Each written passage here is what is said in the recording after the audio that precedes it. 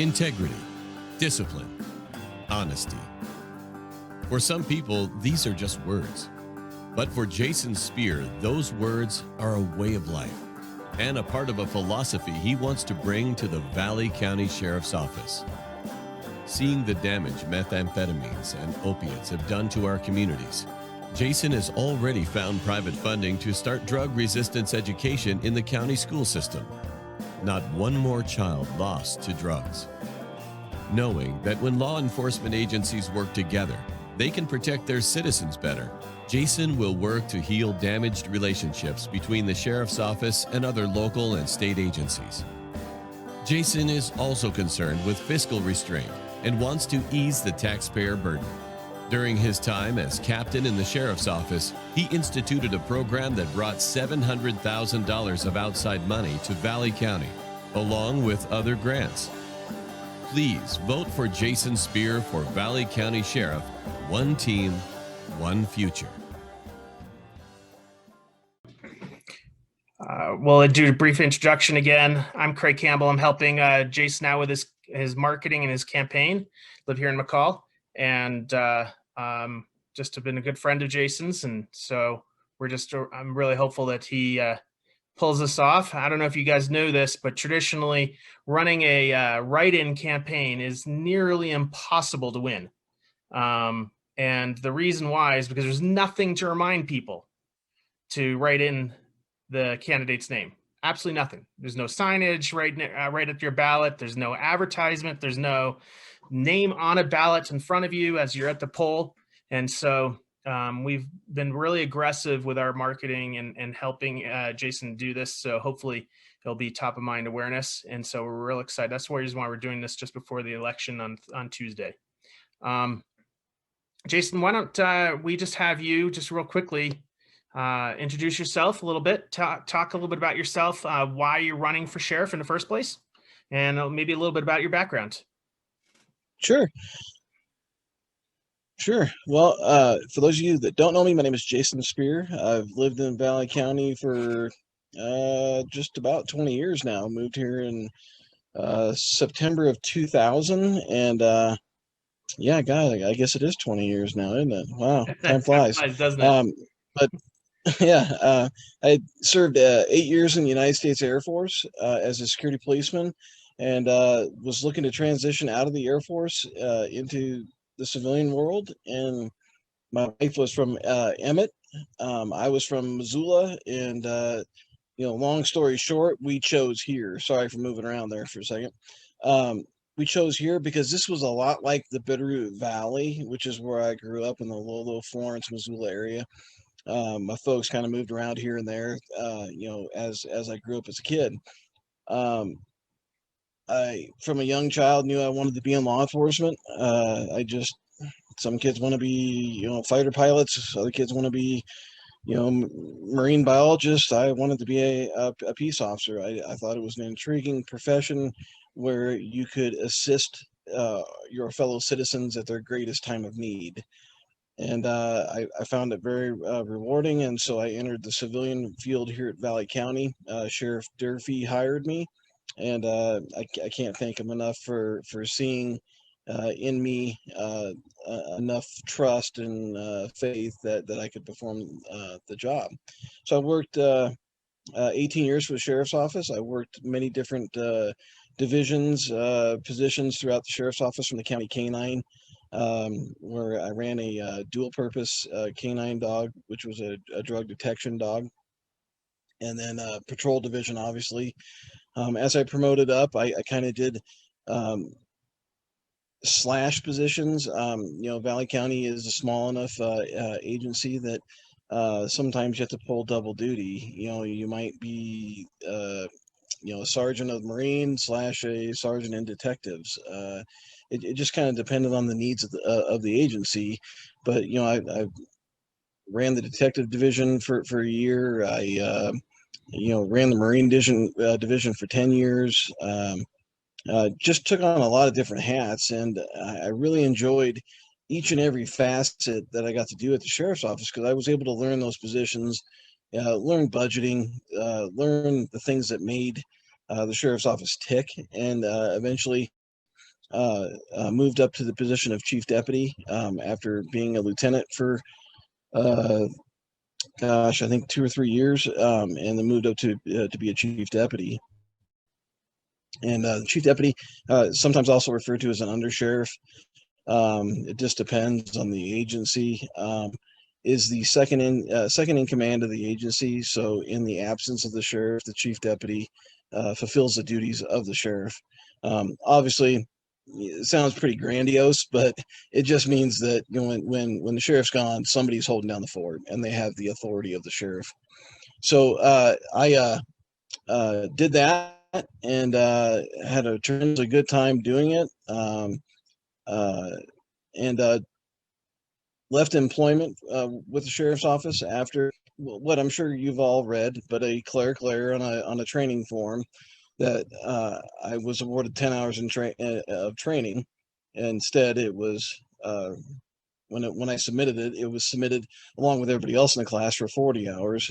Mine was only 10. I emailed Post to correct it, and Post acknowledged that they were going to correct it, and it just became a bigger issue. And so Patty and I decided that I would resign, and the county paid me a severance package. And I left the employment of the sheriff's office, knowing that it was coming up on campaign time. So I used that time really to go out and campaign. And unfortunately, the primary was really clogged with 5 people. And I can say about my fellow challengers, they all had good ideas, but there was a common thread there, and it was change. It was change for a myriad of reasons, but there was that common thread of it was time. It was time for something new. It was time for the agency to morph into something further than what it is right now. Thankfully, Valley County employs a bunch of tremendously stellar employees who just need a different leader to take them in a different direction. And that's kind of what resoundingly, got me into running for sheriff. And then after the primary, I was approached by some concerned citizens of our community with a petition of all things.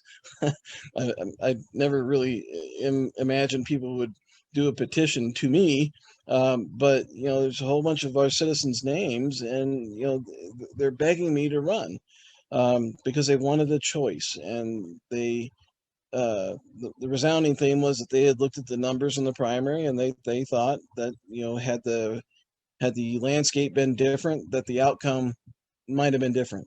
And so obviously there's no way to say that all the votes that went to the other challengers would have been mine. That would be just insane to even imply that. But so with that petition, I talked to my wife, I talked to my friends, I talked to people that I really respect, and they believe that if the voters want a second chance, or just an option of something besides Patty, you should give it to them. And so I stepped headlong back into that, and here we are.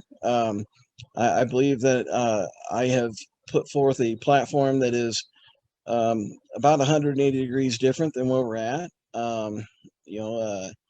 It may not be diabolically opposed, because I don't think that law enforcement moves in too many directions but the will of the people. And obviously we're guided by our constitutions of both the state and the nation. But there are the things that we do on the ground, the things that we do day to day, and just how we interact with our citizens and the services that we provide. That's where I see a rather big difference. So that's kind of it in a nutshell. I know Craig has some questions that he's going to ask me, and I really thank you all for logging in.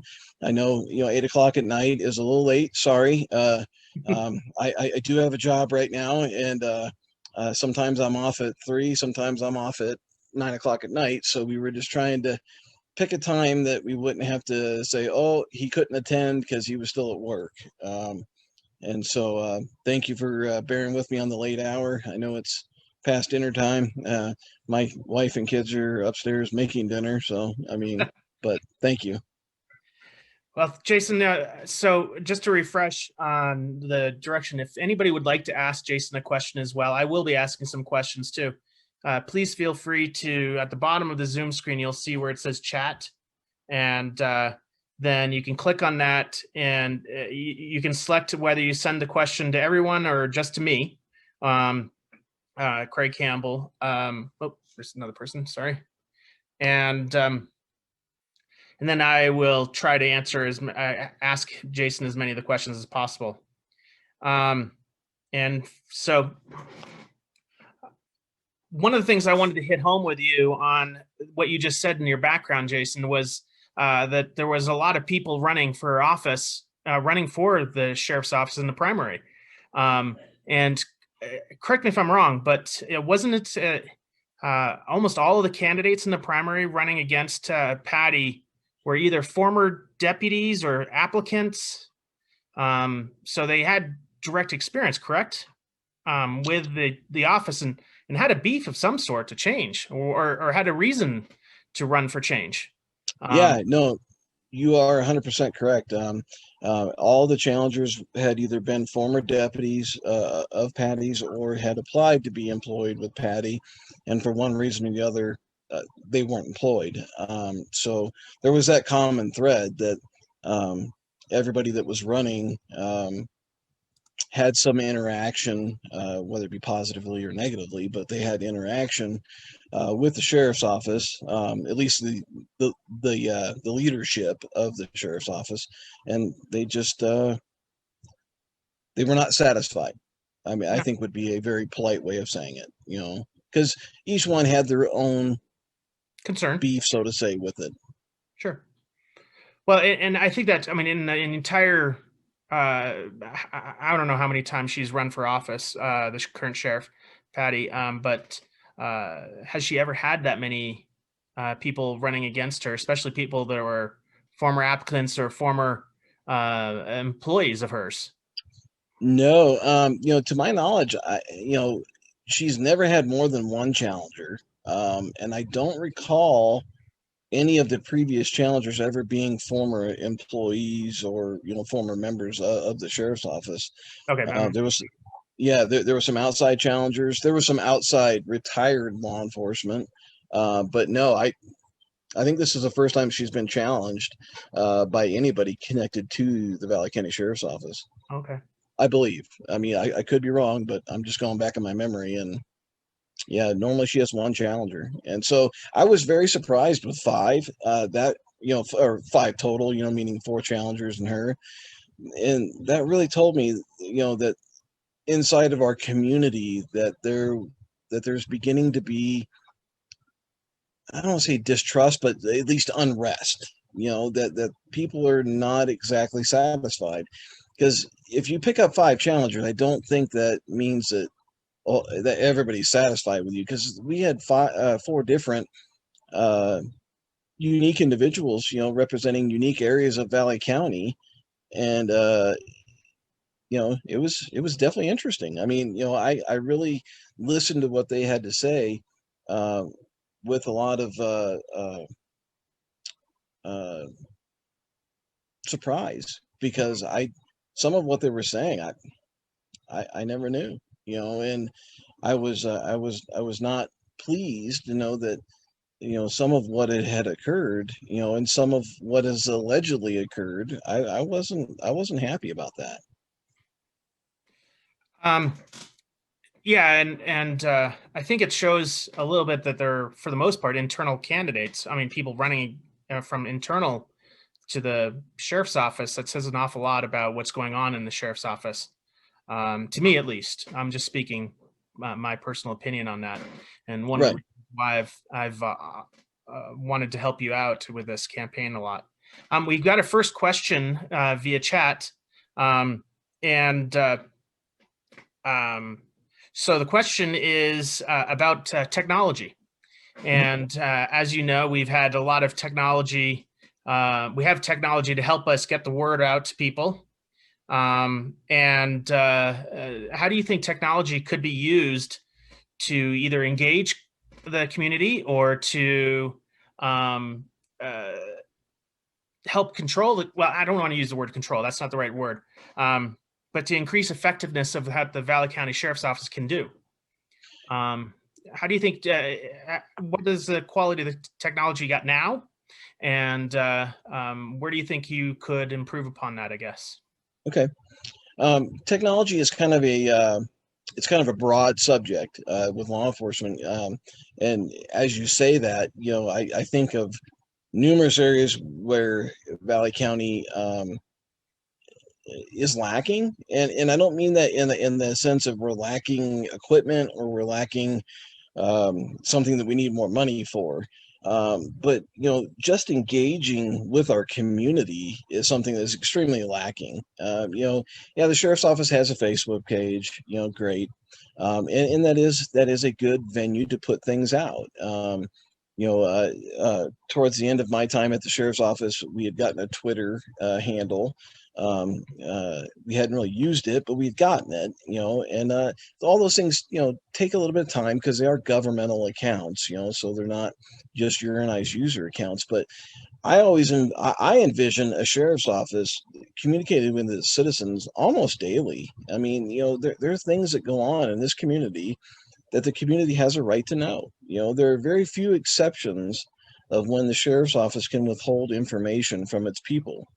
I was a public information officer for Valley County, and there's really only about 6 exceptions where we can withhold information from our community, even if it's embarrassing to us. If the sheriff's office messes up and crashes a car, into a telephone pole or whatever, we can't omit that. We can't hide that because it's just not proper. The citizens have a right to know what its government is doing at all levels of its government. Now, we can withhold certain information if it's an active investigation. But obviously, if it was us crashing a car, we're not going to be investigating it. I will not stand, if I'm sheriff, for us not to have independent investigations. And I don't mean, us paying somebody to come do an investigation. I'm talking about an outside law enforcement agency that's empowered to come and investigate our agency, ensure that we've done no wrongdoing. And if we have, that the wrongdoing is brought before a prosecutor of a county to determine whether or not charges need to be filed. Law enforcement is not above the law. Law enforcement should be held to a higher standard, and we should embrace, the light being shined inside. Light being shined on any problem or anything that you've done is a good thing. But hiring, an investigator or us doing it ourselves, that's not independent. Independent is truly another agency who is not beholden to Valley County in any way, shape, or form, that has the unilateral right to go wherever the investigation takes them and report the finding of fact back. Right. As far as the technology that we have currently in Valley County, so obviously what I'm saying is we need to communicate with our citizens way better than what we've been doing up to this point. As far as the technology that we have inside the sheriff's office, prior to my departure, we were working on a new records management system upgrade that was in process, where we were trying out companies, seeing which ones provided what we thought would work for us. The current system that Valley County used was highly old. It definitely needed to be replaced. It was first generation kind of stuff. It had been upgraded along the way, but it was an Idaho company, which is a good thing, but it just wasn't meeting our needs. And we had just pushed to computers in the cars, what they call mobile data terminal. So dispatch can communicate with the cars. And ultimately, big picture, they can see where the cars are at, so we can effectively dispatch the closest officer to a call. When seconds count, we don't want to be sending a car that's 5 minutes further away.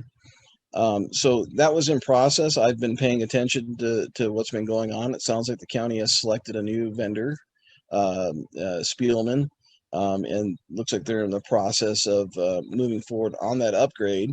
I can't speak to one way or the other if it's a good program. I would just envision, if the county IT program was involved, that it was a thoroughly vetted program.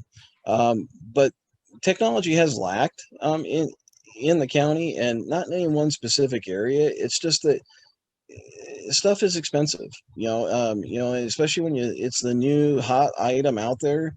It's super expensive. I mean, currently, like the tasers that we've seen across our nation be talked about in the lethal encounters that other law enforcement agencies have been involved in. The one most recently, where there was a emotionally disturbed person with a knife, and unfortunately, law enforcement ended up having to shoot that individual. The question has been asked, well, why didn't they use tasers? Well, they didn't have them, and to some people that may seem just obscene, but when you start looking at the cost of a taser, you're pushing $1,500 for just one taser device that each officer would have to have. And then there is a useful life on that device. Like it or not, everything's got a useful life, whether we agree with it or not. And when the manufacturer says 5 years is the maximum you can use that device, at 5 years, we have to replace it. And, so you're looking at, once you buy them, you're on a cycle to replace them. Yeah. And when you start talking about 20, Valley County's got about 20 deputies, plus its detention deputies, which, there's tasers inside the jail as well. So you start talking about replacing 22, tasers. You always have to have a couple spares because when things break. So you're talking 24, 25 tasers. That adds up to be a lot of money. And that's not saying that we shouldn't have them, but those are something that we currently employ on all of our deputies, and I'm glad that we do, because they are another tool that we can hopefully prevent having to discharge lethal force against a citizen, when we could maybe stop the threat with less lethal force. So I'm glad we have those, but those eat into that pile of funds that the county has, that it collects from its generous taxpayers, that we can employ to other things that we need or should do. So it is a fine, delicate balance. I was writing grants for the sheriff's office for a lot of years. I brought a lot of grant money into Valley County. The Emergency Operations Center, I brought some money in for that. Almost every single boat Valley County owns was obtained on a grant that I wrote. Forward-looking infrared devices, FLIR units that we use on the lake at night to find persons in distress or people that have had boat crashes and they're no longer in their boat. I mean, you wrote those. I mean, so there are ways to go about getting technology, and I will firmly embrace trying to keep us not at that cutting edge, but right up on the tip of the knife.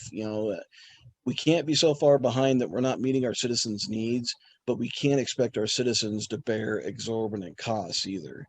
Our Valley County, is a pretty, diverse county, and so when we start talking about taxes, we've got the extremes here. We've got the extreme rich and we've got the extreme disadvantaged. And so I think we have to bear that in mind as county leaders, as elected officials, before we, just go, well, we'll raise taxes. That's an easy statement, but it's not so easy when you look at people having to skip things to pay their taxes. I mean, I encourage anybody, that thinks, raising taxes is no big deal, to go spend a day just outside the county treasurer's office on tax payment day and see, it's a pretty tough thing for fixed income people to just keep on coming up, with more money. If you raise county taxes 3% and Social Security goes up 1%, you're probably outstripping what they took in an increase that was supposed to keep, pace with cost of living. And the county takes 3%. And then, of course, if you live in a city, they take 3%.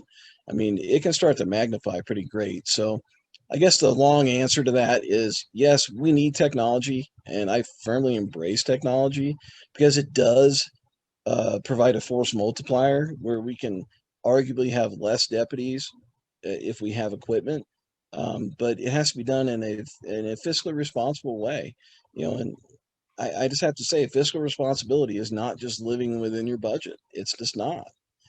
That's called a balanced checkbook. you Right. know Fiscal responsibility is ensuring that the purchases that we are making are truly needed, and that the burden that we're putting on the taxpayer is worth that purchase that we're getting.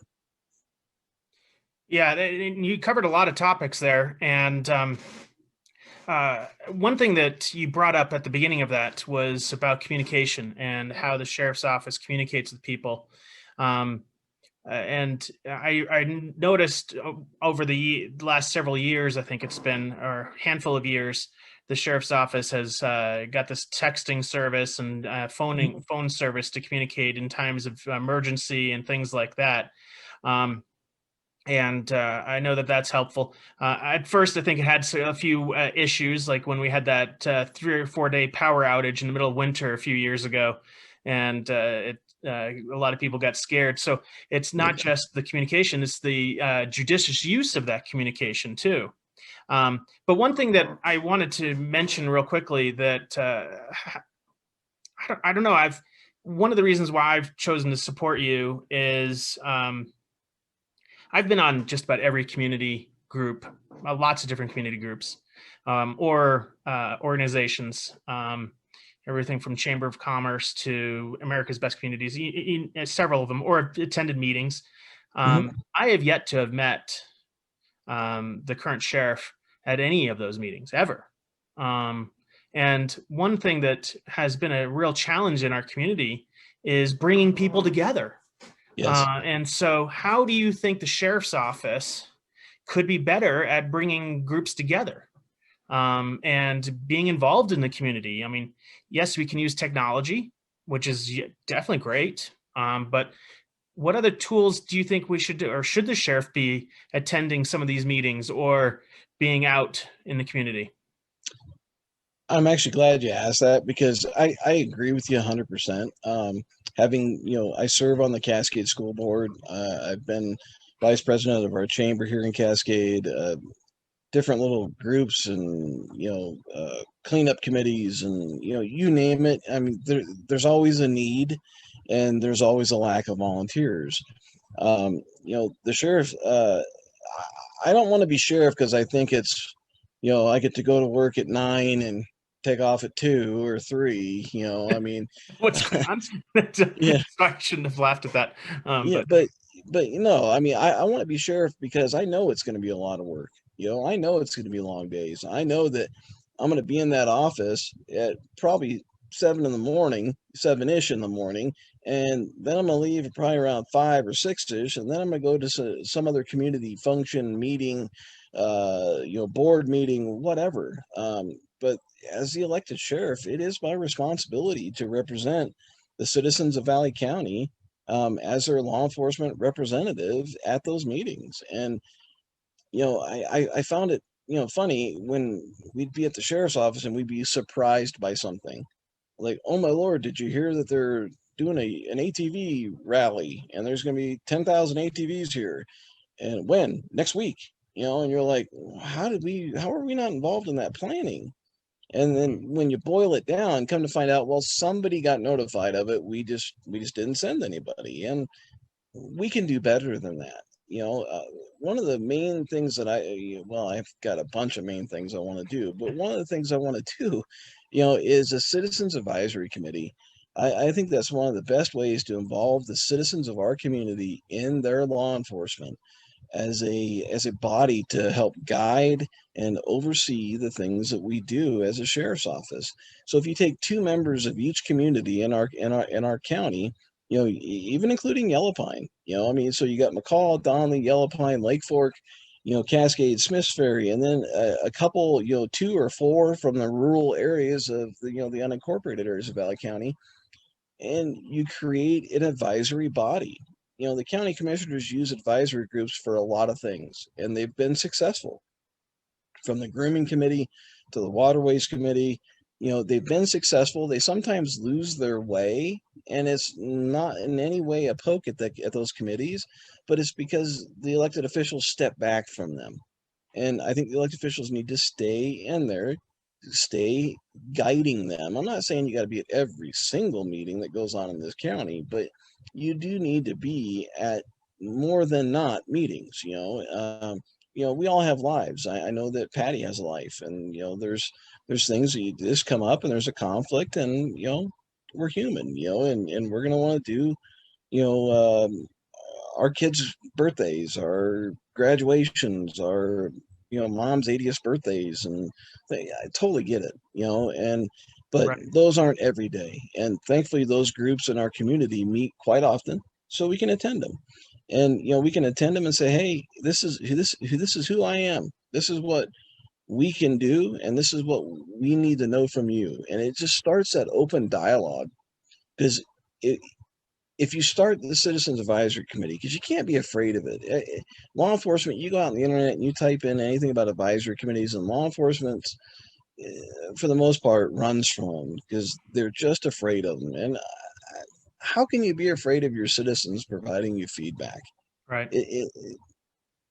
A sheriff should get feedback more than once every 4 years, so with an election. I mean, so it should come steadily, and whatever that committee decides to meet, but I would argue monthly at least, and then they'll be representatives of their communities, that they can bring that information forward, and then on that same token, they can take information from inside our agency back out to the community. And so we can hopefully start this chain of communication that just places Valley County in a sweet position where our citizens don't feel like there's stuff going on that they don't know about, Mhm. and that they don't feel like government is hiding something from them, because government is supposed to be accountable to the people. I don't care what level of government it is, what function it is. There are, like I said, provisions where at a moment in time we may not be able to tell our citizens something that's going on, because it's an active investigation, or like never out of my agency would a juvenile victim's name be released. It just won't happen. They're a juvenile and they're a victim. It doesn't need to be released. And I argue any parent out there would agree with what I'm saying. Because there are kids. They're not adults. But very few things need to be shielded from our community. I've heard it more than once. Well, they don't need to know that. Well, I, as sheriff, don't get to make that call. Right. If the legislature gave me the ability to make the call, then I will. And if it's not one of those 6 provisions, then I don't get to make the call. It goes out to the public. So I think that's a good way of starting it, though. I mean, because a journey of 1,000 miles begins with the first step. Yeah, that's true. And also it lets the different organizations know what the sheriff's office can do to help them and help support them in their efforts. So we've gotten quite a few questions in here, so we'll ask for a little bit of brevity here and the answers a little bit but Debbie Faraday in particular asked, as a former health educator at McCall Donnelly High School for 25 years, she taught drug education and substance abuse education to sophomore classes. Drug and alcohol awareness is a very important issue, and I know you've made that as a campaign issue for you as well. Can you talk a little bit more about your solutions or ideas, and in particular about drug and alcohol awareness too? Yeah, absolutely. I feel that that's an extremely underserved area that law enforcement has done in Valley County, is our youth. We just have not put enough time and attention into our youth, when we know that we have a rampant drug problem in our community. We can all see the signs of it. We watch the news. We see what's going on nationwide, and everybody made fun of Nancy Reagan back in the day with her say no to drugs, but her heart was in the right spot, and it did start a movement. It did start a movement where we started engaging our kids about, resisting peer pressure and resisting use of those substances. One of the main things of my campaign, I mean, you've seen it on my commercial. If you ever watched it, if you ever came to the Roxy Theater, I guarantee you saw it. Sorry, I own the theater. I'm going to put it on the screen.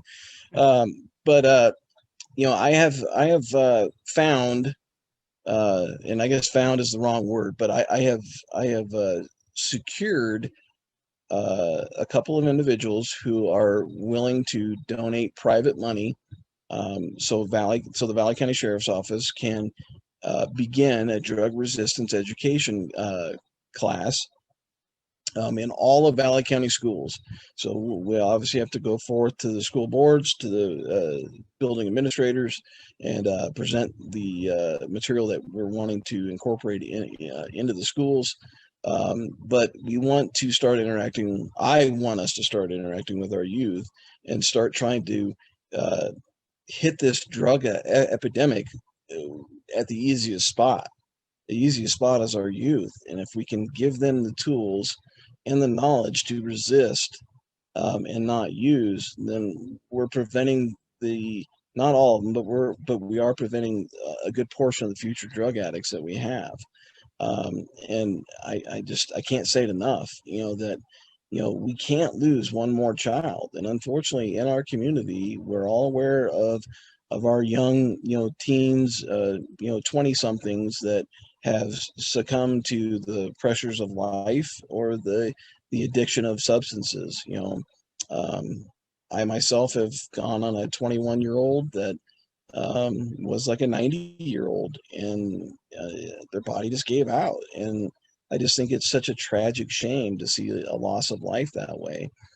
So in addition to the drug resistance education, in the county schools, and we'll offer it to the city as well, but I just can't say I'm going to go inside McCall City School and provide this service. I would want to work in conjunction with the McCall Police Department, because that is their jurisdiction. But in Donley and Cascade, we're going to have a quasi school resource officer. We know from nationwide events that school resource officers can really, really avert tragedy. And, I think we should be embracing it instead of walking away from it. So in connection with that drug resistance education is that officer. It's not an additional officer. It's one it would be one that we currently have right now. Like I said before, we have 20 deputies. I argue that we can find the manpower for it. It's that important of a problem, or of a solution, I should say. In addition to that, I've reached out to different medical professionals, different psychological professionals, drug and alcohol abuse counselors, and I believe that using a multidisciplinary approach, that and teachers. I mean, because again, if anybody's just joining, I am on the school board in Cascade, and I've had long conversations with some staff and administrators about this approach. And so we'd have to have a multidisciplinary approach, but we can come up with a better program to give our youth. And the reason I can say that confidently is because we're not really doing anything as law enforcement. So any program we come up with now is going to be better than what we've been doing. God bless, teachers, because they are, the tip of the spear, so to speak, in the health classes, working on drug resistance. But we need to be backing them up, because we can, as a multidisciplinary team, we can come in there and hopefully get it down to a percent or less of our youth that we end up having to double back on because of substance abuse or use. I know that's lofty, but there are children, and I will set lofty goals with our children, because I'm a father of 4 kids, and one of the individuals that's put up money, his family's been directly affected by drugs. And,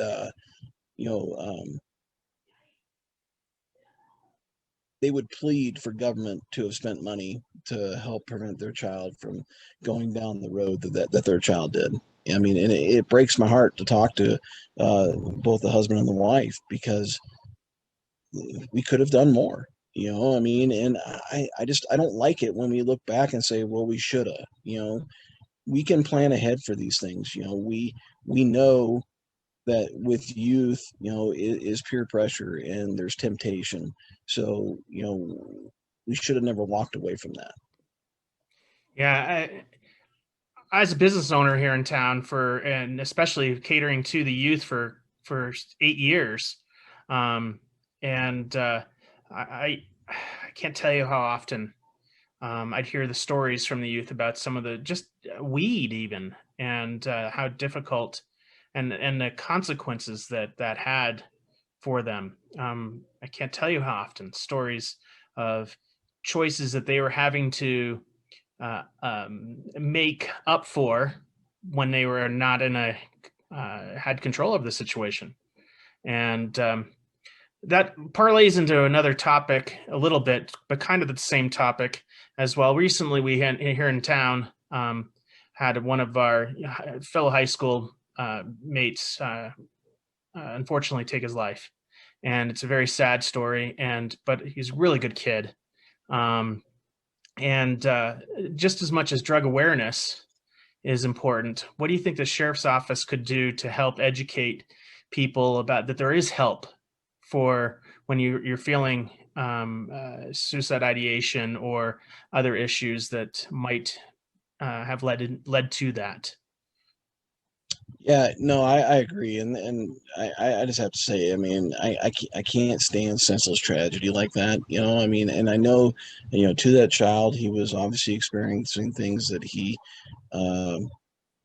wasn't capable of dealing with, and I know that our school staff, like I said, they're angels, and I know that they, try to reach the children and, let them know that there are, that people care, that the school counselor cares, that their, homeroom teacher cares, and God bless them for that, but another angle that I believe could be brought to this is law enforcement, because when we start interacting with our youth in a school setting as an SRO, hopefully with me choosing the right SRO, you're going to have an SRO in there that's not this big puffy, I'm the law kind of guy, and just just not being that nice to kids. I want somebody that's going to be in there to befriend the kids, because law enforcement is a human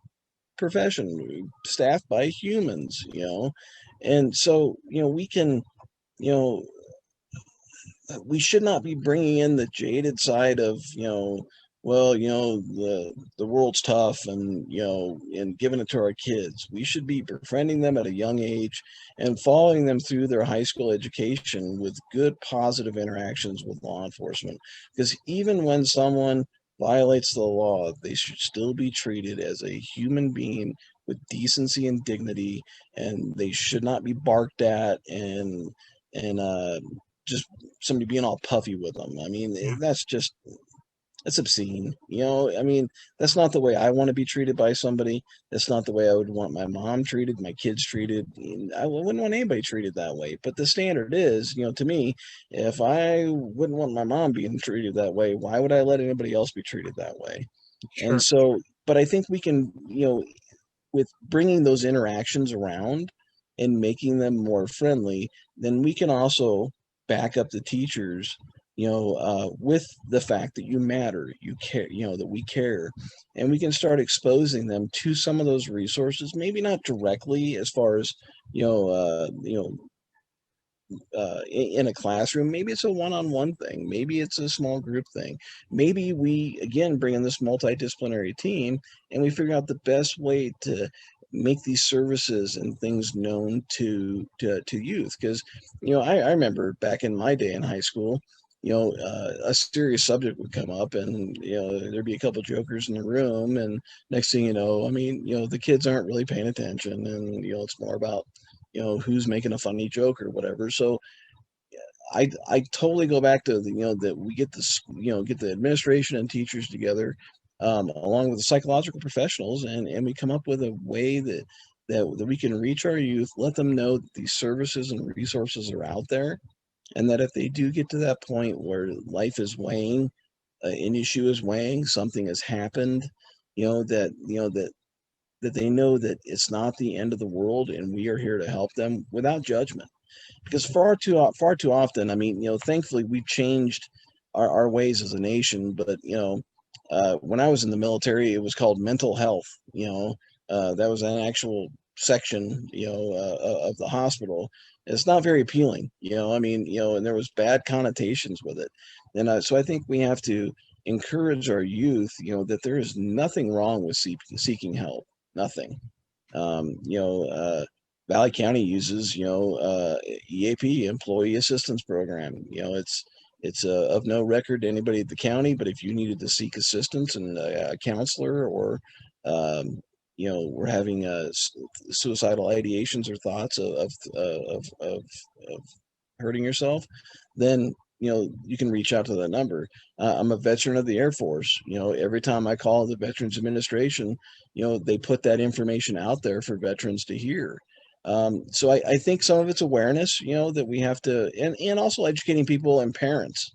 We have to educate parents, because I know that inside their bubble, mom and dad's bubble, they're seeing probably a facade of their child when something is going on, but there might be those indications that we can maybe help them be prepared for it, because no parent would ever want to experience that, and no parent, I believe, would ever turn down somebody saying, hey, this is what we know. Because when you start bringing in the subject matter experts, psychologists, I argue teachers as well, because they see our youth on a daily basis and can tell a lot about what's going on in our kids' lives. I've received those phone calls, hey, this is going on with your child, this is what we're noticing. I'd much rather have that phone call than a sheriff showing up at my house. Yeah. So one of the things you referenced there a little bit is a school resource officer. I'm going to go to another topic here right now, but at the same time, I think that's so critical. As a business owner looking in at the youth from the outside, I don't know the details of why McCall doesn't have a resource officer. I have no idea. But I don't either anymore. And, but I know what Jason Pennell. I was able to see the effect that he had on the schools, and he did have that personality. He was a friend of the youth, and and so it is very important to find that right individual who can be to inspire the youth to some degree. Because even again, I'm looking from the outside in, so I don't really know very many details about it, but I saw how much the youth looked up to him. And right. So I'm yeah, sure. and just to be clear, I'm not saying anything about McCall PD. I'm Right. Sure. not. I know. I'm talking about the interactions of Valley County. I don't know why that didn't continue in McCall, and I'm sure that there was, because I imagine it was in conjunction with the school board, like most SROs are, where they're kind of jointly funded. Yeah, I wasn't trying to make a comment on that either. I was I just wanted to make sure. Yeah, I saw the benefit of what he was doing is all I'm trying to suggest, and so agreeing with you. So another question, this is again completely different topic now though, about there's been a lot of news about boats in the lake and things like that, and wave why am I brain pausing on them, wakeboard the wake boats, yeah, and wake surfing boats. Yes, exactly. Sorry. So what is your feelings about enforcing? You were a Marine deputy for a while, if I remember correctly. And how enforcing and how the ordinance came about that I believe was recently passed, if I remember correctly. And what do you think about it? And how do you as a sheriff enforce? I will try to keep this short, but I love Marine law enforcement. Anybody that knows me, that's one of the high points of my career, I think. And yeah, actually it is. It's actually above being a canine handler. But when I entered the Marine Law Enforcement Division, I took it over because there was an opening, and my police dog had just been retired. So I was like, well, let's go on to the next challenge in life. So I went into Marine, and I went in there with the idea of not changing anything, excuse me, for 60 days. I just wanted to see how it worked. I'd never been a Marine cop, so I mean, I've been a road cop, and I figured how much different could it be, right? I mean, it's a cop's a cop, right? Why was I wrong? I got sent to the Marine Deputy Academy, which was good. And then, the season came around. I'm sure I made my mistakes that people were laughing at, and that's fine. But the first thing I noticed within days of being on the water on Payette Lake in McCall, was that there was a massive sense of nobody was following the rules. I mean, like nobody knew rules. It was just the whole thing of I'm recreating, get out of my way. And of course, intermixed with that, because those are motorized vessels, you had the non-motorized vessels, which were like, you could just see the sheer look of terror on their face, because you got all these boats not following the rules, and they're obviously not in a motorized craft. And then intermixed with that, you've got, the people being towed and swimmers. And I was just like, oh my Lord, someone's going to die. And they were crashing boats just left and right. Memory serves me right. We were pushing 35 plus crashes a year in Valley County, which is a lot of crashes for boating. So I couldn't bite my tongue anymore. So I started giving direction and started, directing our deputies on what I wanted done. Went to sheriff, went to Patty, and told her what was going on and what my plan was. And she was like, I really don't know anything, go ahead, which she turned me loose to kind of make a change, and so I went up there and we started writing tickets. I will tell you, the previous year that I wasn't in the division, they had written one citation. They'd done, off the top of my head, it was like 600, 700 boating inspections, one ticket, no DUIs, 30 to 40 crashes. So we started out, and started out pretty easy. We were like, okay, expired registration and life jackets.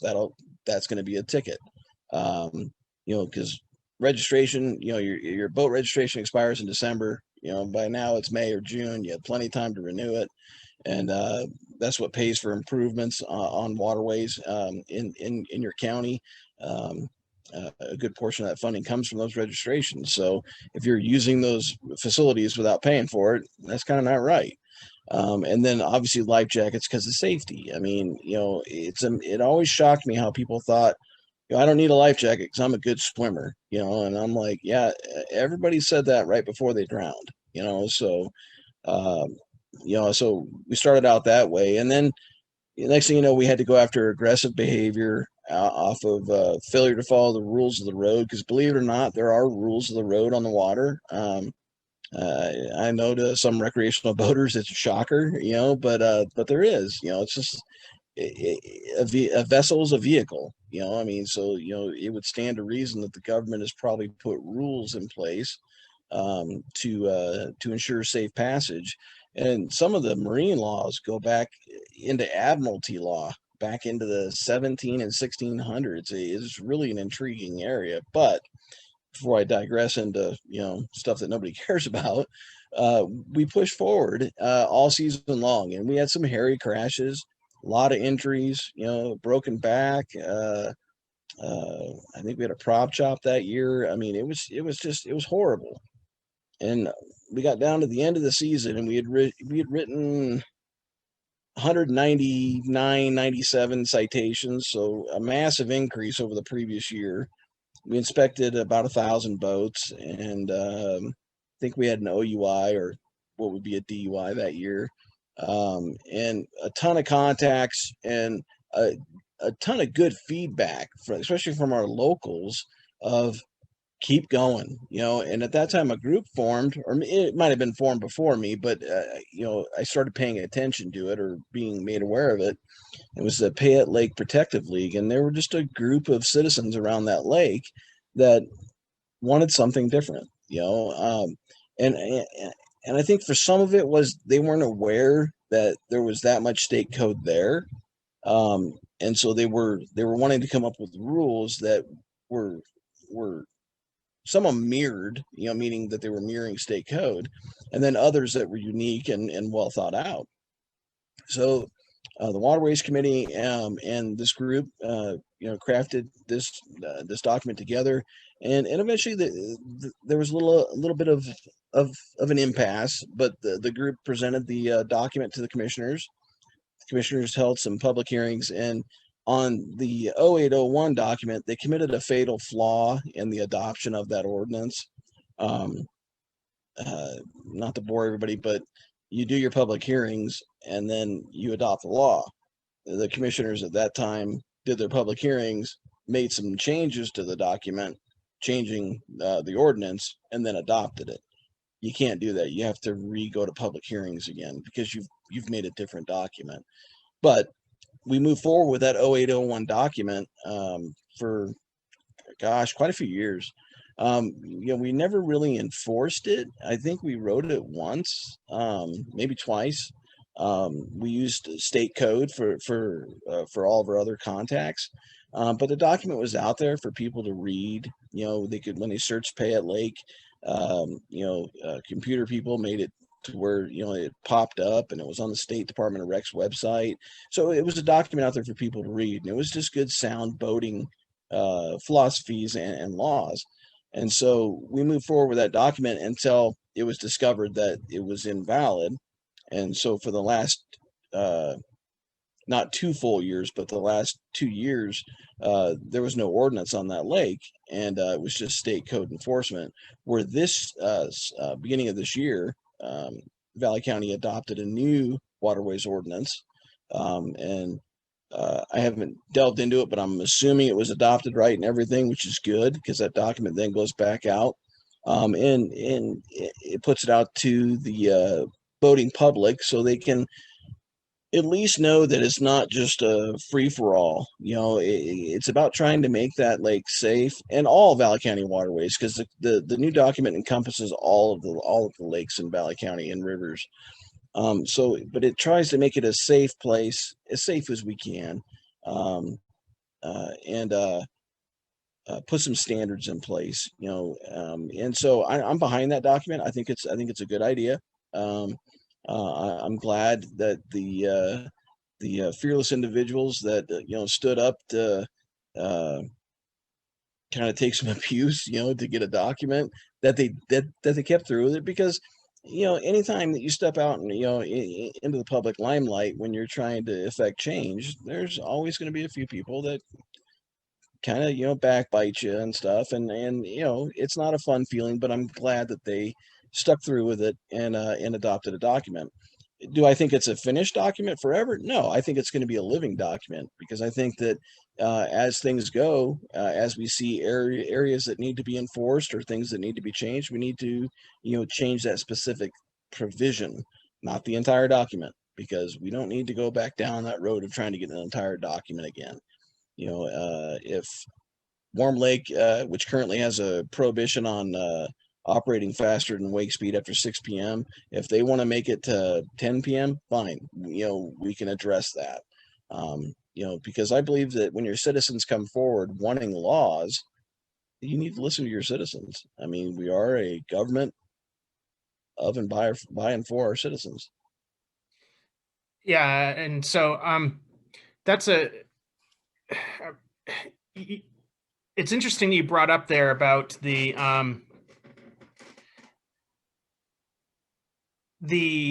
in particular about the enforcement of seeing that increase in tickets and things like that.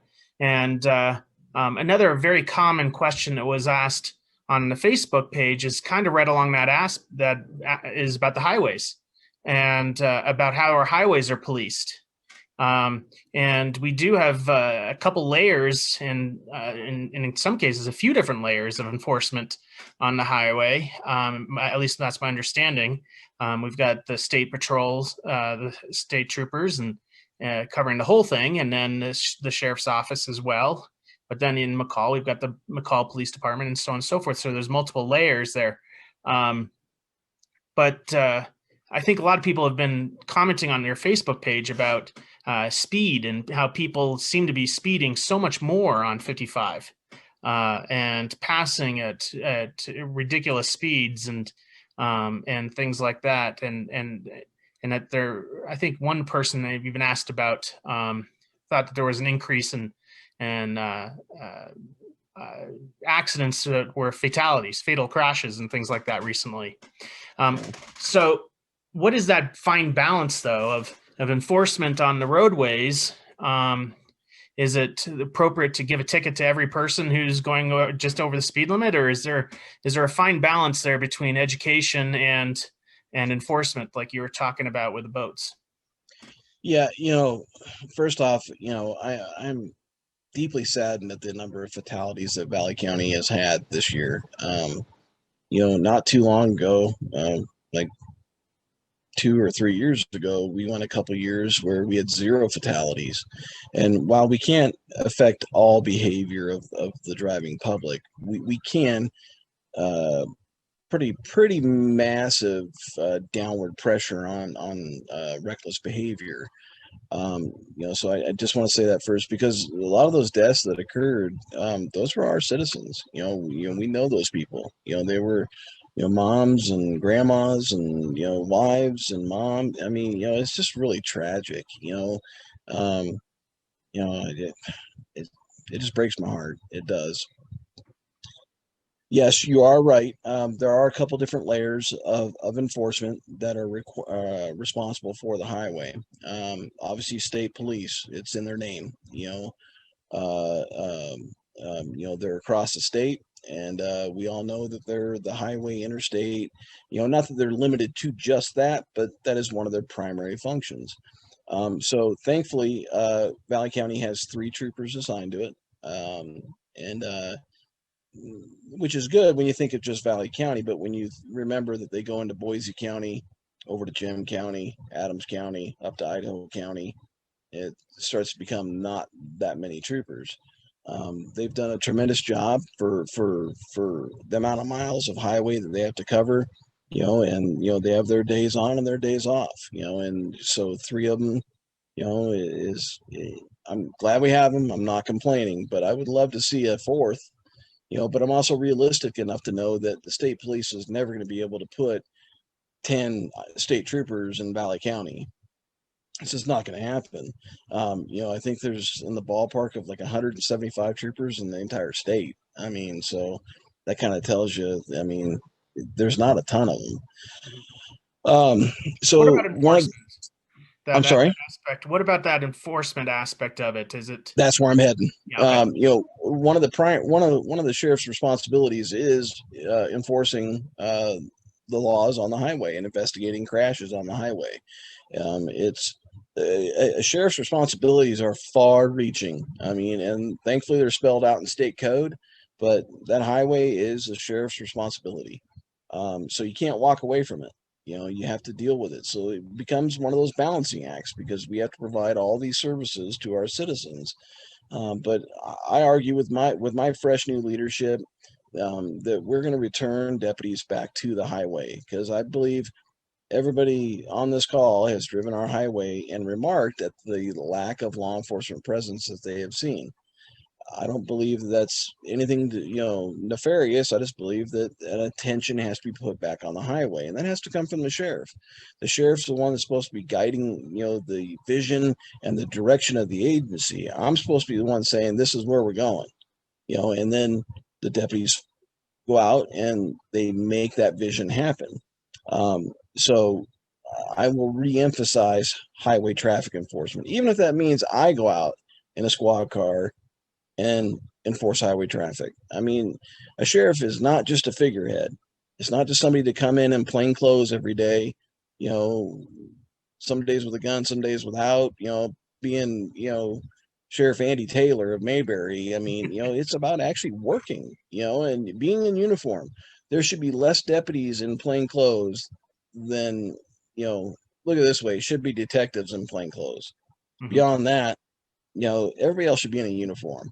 I mean, that's a symbol of a law enforcement officer, and you should be in a marked car, because that's, again, a symbol of a law enforcement officer. It lets our community know we're there and that we're, doing our job. As far as enforcement goes, I firmly believe that there should not be a we're ticketing everybody philosophy, because I think that is unjust, and I just think it's wrong.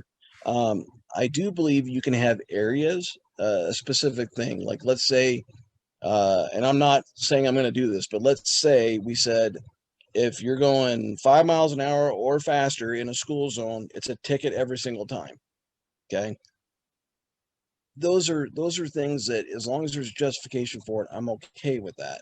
I'm not saying it would be that, but um, so I want the deputies to exercise their discretion, and to take into account everything, the time of day, the traffic, the sun glare, the condition of the vehicle, just everything that's going on around that person, and then make a determination prior to speaking to them of whether or not there's going to be a citation issued or not. But the other thing to remember is, and I firmly believe in this, if I give somebody a break at 12 miles an hour, they're going 12 miles an hour over, and I gave them a break, then everybody else is getting a break at 12 miles an hour over, because it's not going to be based upon the person. It's based upon the act. Um, and so I envision, a 25 to 30% citation rate. So I think if it creeps up above, 35%, it's time for me to say, hey, what's going on, and check. Maybe we've got a rash of poorly maintained, um,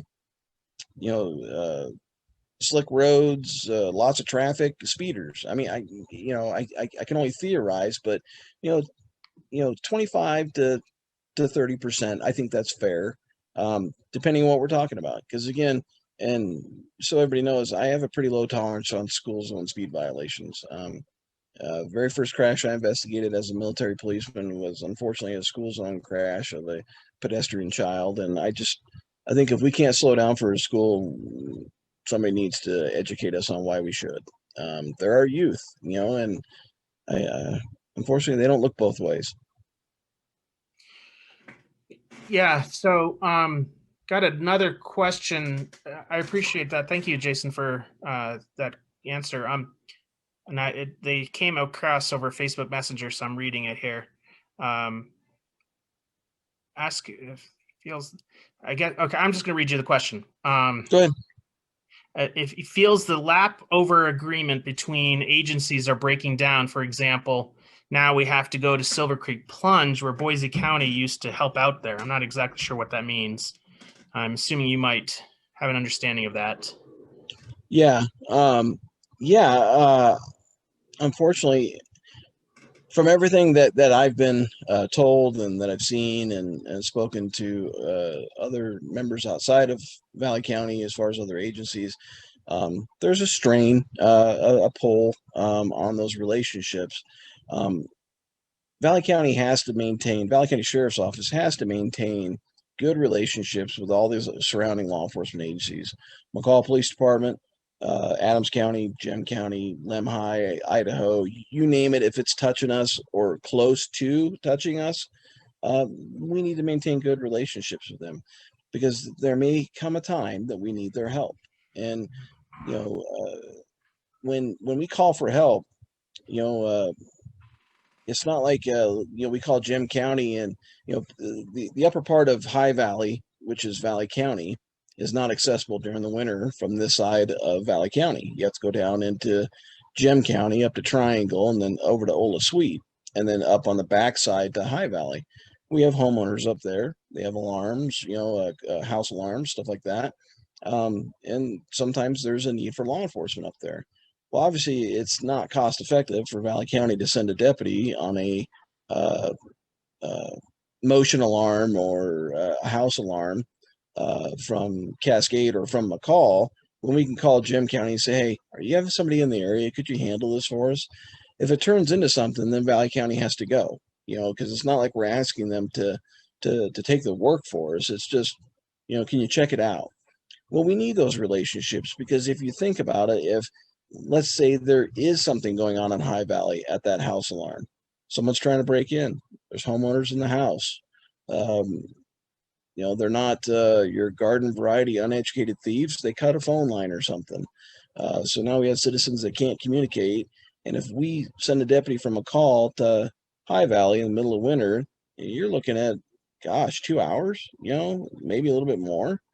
And a lot can happen in that time frame. Our citizens deserve as quick of a response as we can give them. So that would be calling Jim County. But if we don't maintain those good relationships, if it only runs one way, meaning that we're always calling them and every time they call us, we tell them we can't help them, then they're not going to want to help us. The High Valley, I'm sorry, the Boise County issue, I know that, Crouch Ambulance, helps out, and Boise County has helped out with Boiling Springs and Silver Creek Plunge because they're so far outside of our county, and they're just geographically better situated to deal with it. If we strain those relationships, those people will pull out of those agreements. And July 4th, prime example. We're stretched really thin here in Valley County. And if we had to go over to Silver Creek Plunge for every ATV complaint that happens on that road, we would spend, a deputy's time, basically almost all shift dealing with it when we could better employ them in Valley County, when the Boise County deputy is probably a mile away from it. So we've made agreements in the past that, hey, we'll cover the highway all the way down to Banks. So right there to the highway interchange for everything, for every call. And then you guys take Silver Creek Plunge. And it's worked out beautifully. It keeps them in Garden Valley, where they have their issues going on and dealing with Silver Creek Plunge. And it keeps us, on the keeps one of our guys on the highway because we break up the county so we can deal with the growth, or not growth, but the tourist population that descends upon us. But the worst answer we can give another agency, when they call for help of, we've got a woman up here, she's, beating the heck out of people. It's violence. Someone's going to get killed. The worst answer we give them is, we can't help you. Well, why? No, we just can't help you. That's not acceptable, because while those people may not be Valley County residents, they're still citizens of the state of Idaho. And if we can do it without impacting the citizens of Valley County, we should do it. Yeah. Obviously, we're not going to go run some massive incident in someone else's county, spending, thousands of our tax dollars on it. That's just not going to happen. Right. But, there is that balance there, because when Valley County has something drastic happen, we're going to need that assistance. We can't have an agency based upon worst case scenario. We can't have 45 deputies employed for that worst case scenario of public unrest or rural or wildland interface fires of wildland or urban interface fires where we have to evacuate people and we need 45 deputies. We just can't. But if we keep those relationships good, those people will help us. Yeah, and I think you see that. I mean, when we had that situation in Idaho First of the Bank several years ago, everybody was out looking for those people. So we're going to wrap this up a little bit, and there's a handful of questions have come in with the same topic. And I'll try to keep them short. Yeah. So, although I just got a update on the question. So hang on a second. Okay. So I think evidenced by Patty having multiple candidates running against her in a primary that were internally driven for a little bit. Not driven, I'm sorry, internal candidates, former employees or applicants for jobs. Morale, sorry, is a big issue in the the police department, the sheriff's office. If I have read the paper correctly, and so correct me if I'm wrong on this, but we've had a hard time filling one of our dispatchers or 911 dispatchers, and have had to rely on from Adams County, which kind of parlays into what you were just answering on the last question there. But morale has been affected by low pay and for some of the deputies and some of the employees in the sheriff's office, but then also because of leadership issues. What do you think? What is the most important thing to do as the sheriff in terms of leadership within your? If you were the sheriff, what would you be doing as the most important thing you would focus on in terms of that morale? Is it wages? Is it your the how you enforce things? How does that look like to you?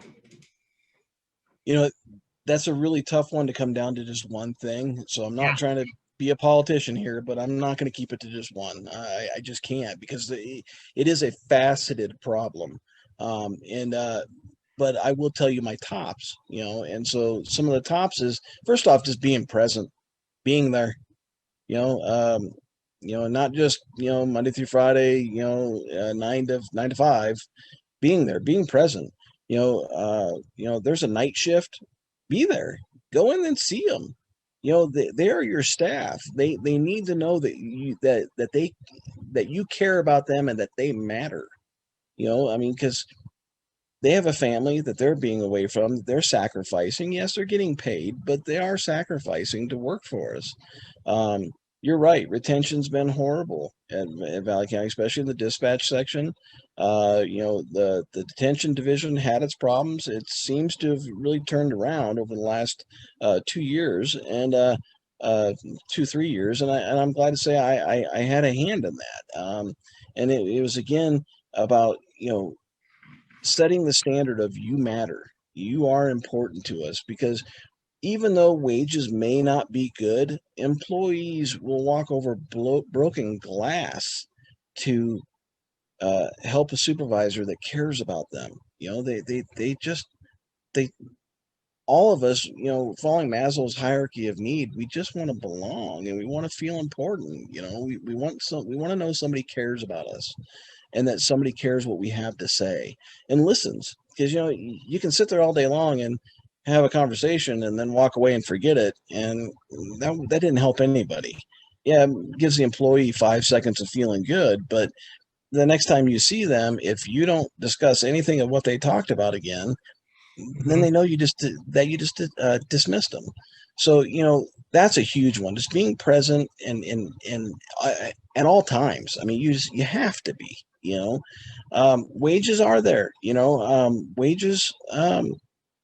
There are some good areas of the sheriff's office as far as its wages, and there's some others that are abysmal that need to come up.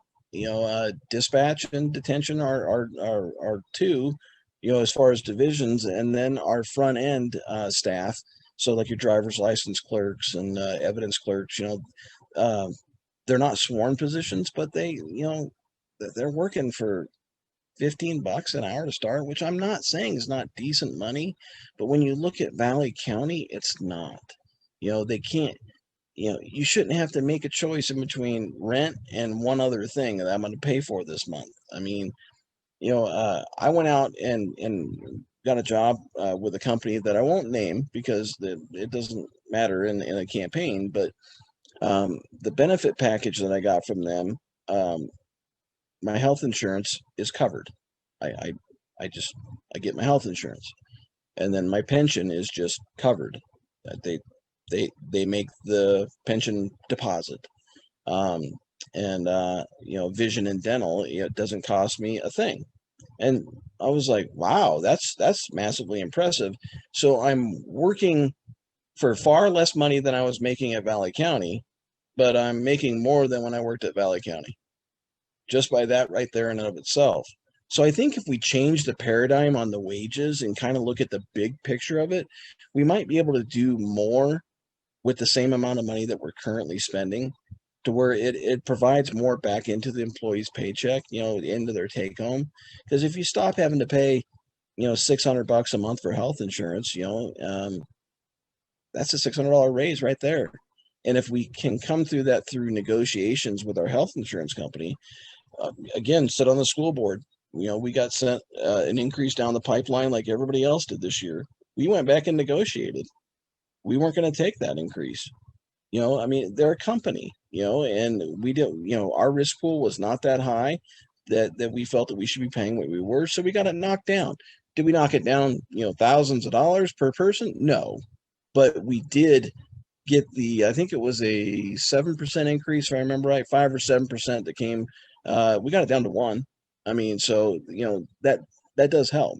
So you got, being present, taking your employees, to heart that they matter, wages, and then leadership, because you can thoroughly disenfranchise an employee by just the way you deal with them, and be dismissive or be curt with them, and I guarantee you they're not going to stay long. Especially when they're young, meaning when they haven't been with the company that long.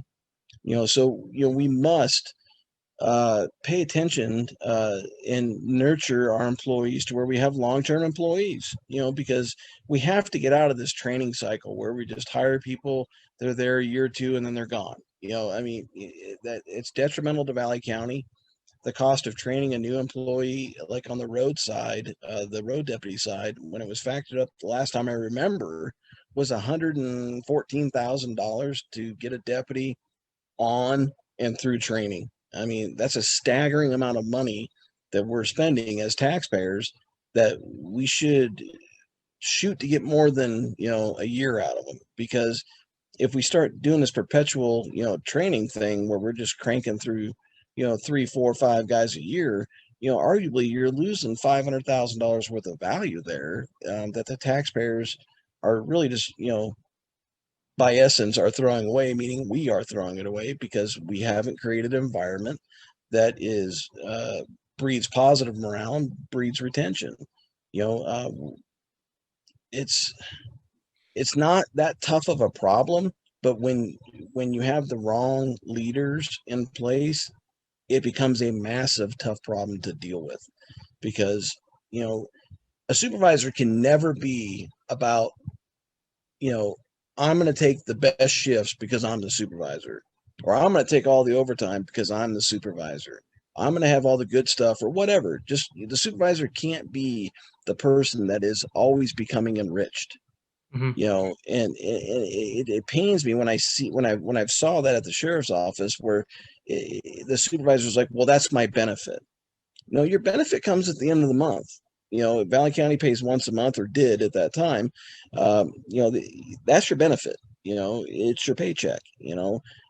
So to me, abusing other employees by doing that is really telling your employees that you mean nothing to me. I am better than you. And, I'm sorry, I from the sheriff down to the newest deputy, we all have the same value. We're all people. We're all part of the same team. And if one piece of that link of chain is weak, then the entire chain's weak. And so we have to change the thinking, and the change in leadership will do that.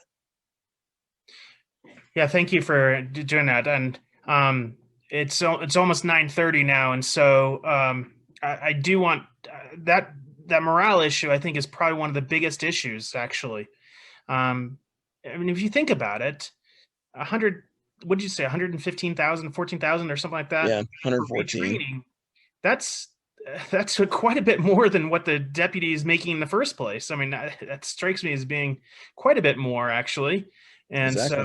So saving that by retaining people better and having that leadership to retain them might be able to free up some money to be able to increase wages as well, or maybe pay the medical benefits. Well, I know a lot of that is set by the county commissioners. It but is still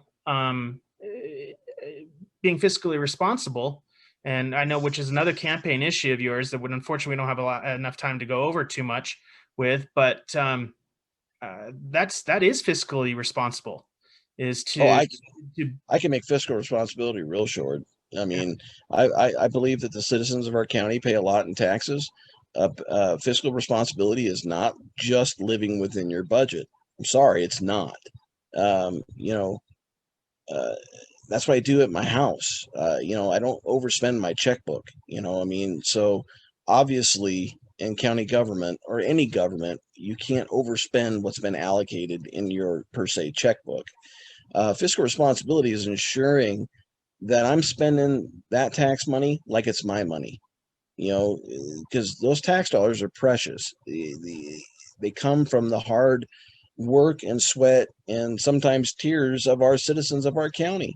And if we are going to be, you know, frivolous with those dollars, eventually the taxpayers are no longer willing to provide those tax dollars uh, willingly and graciously, especially when it comes to tax increases. You know, so we have to change our thinking because I mean, I've seen some of the purchases and I'm all about equipment. I am. If we need it, we need it. You know, there is a difference though between needs and wants because there's a lot of things in life I want, but I don't have them. So we can address our needs while being fiscally responsible. And, you know, it's similar to the housing out of county inmates in our jail. Valley County, prior to me becoming undersheriff, you know, we did a little bit, you know, I mean, a couple here, a couple there.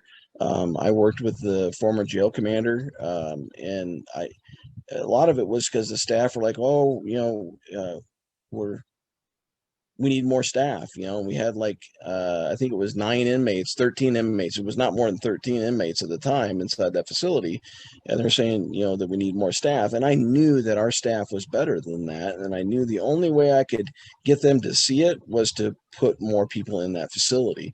So we took those out of county inmates, and next thing you know, we're making, you know, 80,000 up to $80,000 a month, housing out of county inmates, which that money, that 80,000 offsets the cost of that facility.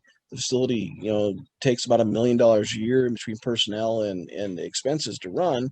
Well, if you start making $80,000 a month, do the math times 12, we're actually now making the citizens of Valley County money indirectly. I mean, yeah, there's other taxpayers that are paying for it, but it's the 80 county taxpayers or the Twin Falls County taxpayers who their facility is not big enough to house their inmates, so they pay us to do it. I mean, there's more than one way to come around this and to come up with it, but it's more than just not overspending your budget. And I can't hit home more. I mean, when you told me it said $114,000 for a training, that's like, that is some serious money that's being spent that could be used for other things. Wow. So just wrapping up real quick right now, because it is 9:30. I really appreciate your time, Jason, and I'm really excited to have you. And I know I led off at the beginning of this is saying that it's nearly impossible to win a write-in campaign. But I'm really excited for you because I really think that you are going to break that norm. That this is something that is important to an awful lot of people. And so just real quickly, everybody has to write in your name on that ballot. And so we've had several people message us or message you, I should say, about how they should vote for you specifically. Do they have to write your full name, Jason Speer, in the line? Or can they just write Speer? Or do they have to worry about spelling or anything along those lines?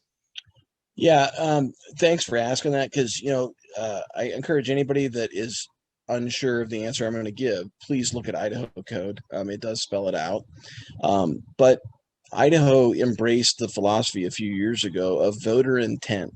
I think it came about after the 2000 voting incident in Florida. You know, I think all the states looked at their voting rules and so judging voter intent. And so, you know, while the county absolutely wants you to circle in the bubble, write in Jason Speer, Speer. Absolutely, that's the best perfect thing to do. But if a voter just writes in Speer, that's fine. Because again, it's the voter intent. I'm the only Spear that's running a write-in campaign for sheriff, so that's how they get to judge voter intent. If they spell it EAR, that's fine. Again, it's voter intent. You spell it like the other Spears up in McCall. I can't remember how they spell it, but there's an Yep, I and an EIR. E, and Yep. yeah. I mean, absolutely, it's still going to count for me because it's that voter intent. So The dentist, Dr. Spears, isn't going to become the sheriff then. no, yeah, I think he likes his job. Yeah. But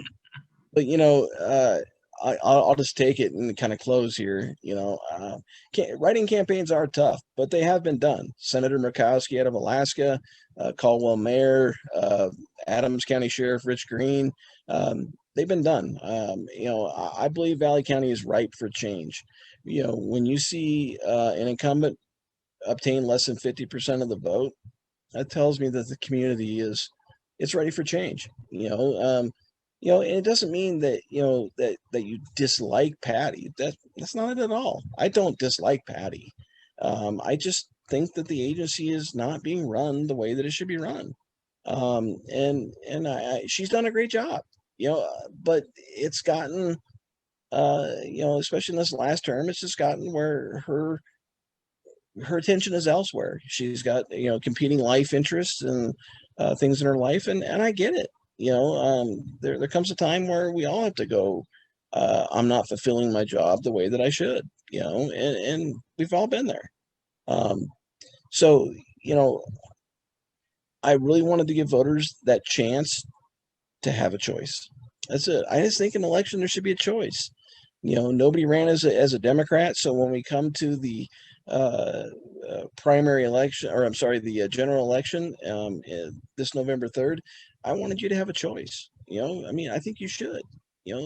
That's an election. Two sides, two people.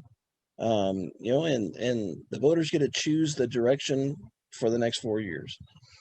So I really hope that I can get each one of the people that have been on here tonight to commit to going out and just talking to 10 people.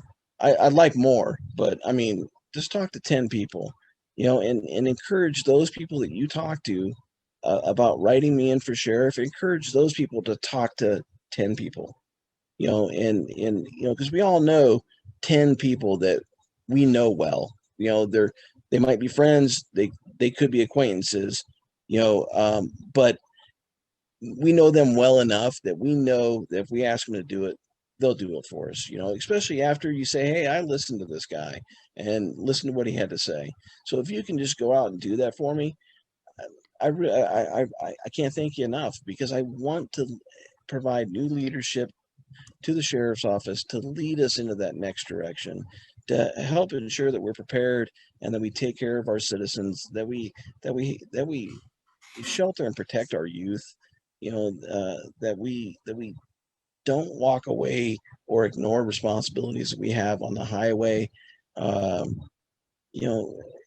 There's just so many facets and angles, that I just think with a new invigorated sheriff with new ideas, a fresh approach, we're going to move light years in just a little bit of time.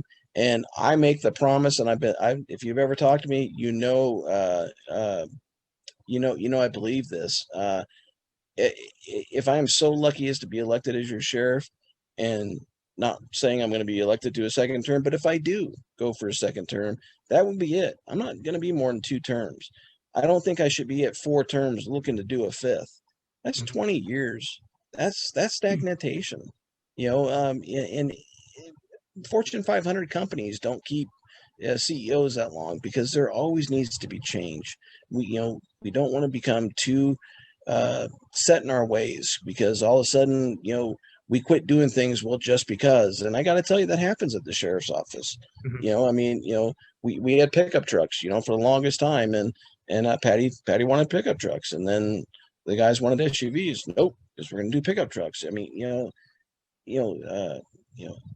there's always room for change, and so I hope you help me and you write me in, either on your absentee ballot, or tomorrow's the last day you can vote in person early, or on November 3rd. Just circle that right in, Jason Speer, please.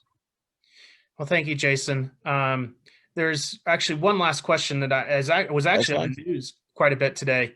Okay. And so Debbie Faraday asked another question about would you support a person carrying a long gun or an exposed handgun at the polls? And she just wants to see a yes or no answer with that. But that was actually, I was listening to the news on several different channels today, and that was a major question that was brought up because of these Michigan militia people. So that one's a tough one. Okay, I want to preface my answer with I was driving around all day not listening to the news. That's the first I heard of that, but thank you. I will answer, but I will also tell you I would review state code because I want to ensure that if state code says no, then the answer is no. I mean, but my gut feeling is no, not inside the polling place. Outside the polling place, it's the right to bear arms as long as it's done in accordance with the laws. But I don't see the need. And the other thing about that, I guarantee you, like, at our American Legion, there's a sign up that says no firearms. And so those premises, there are private. And so your right to your Second Amendment does not trump the building's rules. So if there's no firearms allowed, there's no firearms allowed. So I just don't see the need to go into a polling place with a weapon. And thankfully most polling places are schools, courthouses, things of that nature where there's already a weapon prohibition. So that's my gut answer is no, but I also would want to check state code because obviously if state code allows for it, then that's a different matter. I mean, I'm not going to get crosswise of that state code. Okay. I hope that answers it. Yeah. I'm not trying to be a politician, but I have not researched well, it's a hot it, so. topic. It's obviously a hot topic, and there's a lot of people who are very that believe in that Second Amendment right to. And I'm a strong supporter of Second Amendment rights. I am. I own lots of firearms. And as long as you're carrying in accordance with the law, I'm fine with it. But my gut feeling is that there's going to be a prohibition on that there's a law probably in our state that says you can't do that because I'm just thinking that, having read that code book enough that there's bound to be something in there that says no. But then again, if not, then you'd have to fall back to the building rules. And if you were voting at the Roxy Theater, let's say, there is no sign up at the Roxy Theater that says no firearms. So I'd either have to throw one up that day or we'd have to allow the firearms in. But my gut feeling is, Debbie, that state code's preventing someone carrying firearms in the polling place. Yeah. Okay. And just a last recap, polling locations on Tuesday. Do you know where I think there's 3 locations in the county. Is that correct?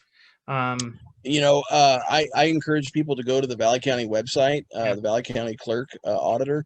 I am not familiar enough to know where all the polling locations are. I know that McCall has some, Cascade houses a couple different polling precincts in there, the Alpha Precinct, West Mountain, City Cascade. But please go to the county clerk's website, co.valley.id.gov. I'm sorry, co.valley.id.us, and go to the clerk page. I know under the election tab there is precinct information there. Yeah. Well, awesome. Well, thank you, Jason, for your time tonight. I'm really excited for you. I really do, in my heart of hearts. I think you're going to do it. And from the comments that are being sent in right now in this chat, you've got a lot of people that are cheering for you. And we're seeing a lot of people who have been commenting on our Facebook page, your Facebook page, I meant. And you're fine. You've been helping me. You can say our Facebook. You've been helping me. Thank you. Yeah, it's true. But I'm just really, I've heard so many people talking about it too. And so I really wish you the very best, and I'm excited. Thank you. And I really want to thank everybody who came on this thing tonight, and for your questions. You had some really good questions, and I did my best to combine some of the question topics and things like that.